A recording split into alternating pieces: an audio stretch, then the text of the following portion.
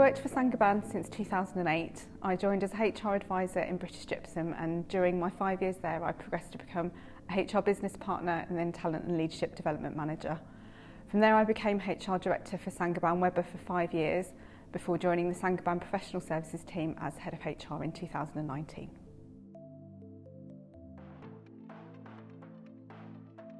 When I was at university, I undertook a placement year where I worked in HR in a large organisation and got experience and exposure to all aspects of HR, from recruiting to restructuring, analysing engagement surveys, designing and implementing learning programmes.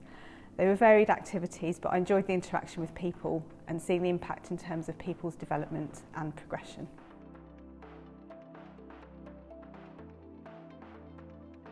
I would say expect the unexpected and be up for the challenge. There's so much variety in a HR role in terms of who you interact with, the tasks you undertake and the way you need to adapt your mindset or approach depending on the issues you're dealing with.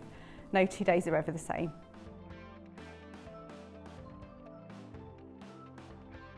You need plenty of patience.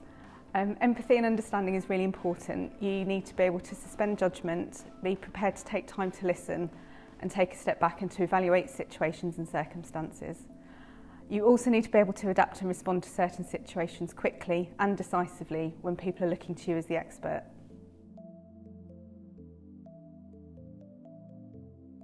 I still hope to be growing my career as a HR professional in Saint-Gobain. The business is constantly evolving and there are so many opportunities to continually grow, develop and experience new things, whether it's a change in role, business location or all of these things at the same time. I see jobs changing and evolving. There are new roles in businesses and in HR now that didn't exist 5 years ago. I hope that I'll be doing something that adds value and makes a positive difference to people. There was a point in my career where I was unsure about whether I was good enough to progress to a management level and whether the traits I had were suited to being a leader in business. I'm not always the first to speak up or the loudest voice in the room, and I felt that this put me at a disadvantage and that it meant I didn't have what it takes to operate at that level. I had the opportunity to be mentored and was open and honest about how I felt about this.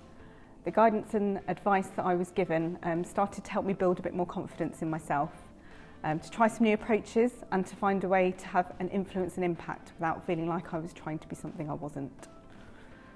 Looking back now, I think I overcame this challenge by really understanding and appreciating the value of my strengths, using my confidence in these to push me out of my comfort zone when I needed it.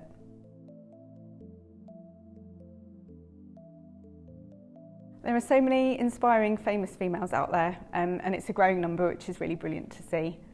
For me, I think I'm most inspired by the females I'm closest to. So my mum, as a single working parent, she raised me to work hard, know my own mind and be ambitious and never give up.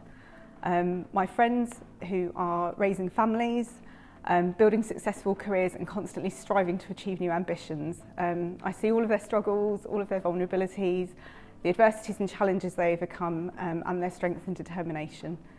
So when I need inspiration, I think about what they'd do in my circumstances and it just spurs me on.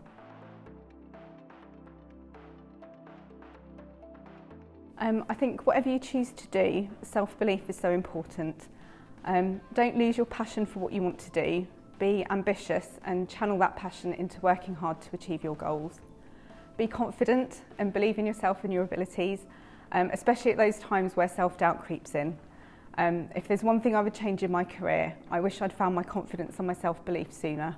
And I think the only person holding this back was me, which is why I would encourage women at the start of their careers to challenge themselves in this respect and to not accept their own self-doubt. Speaking from experience, you never stop learning, but it does get easier the more you do it.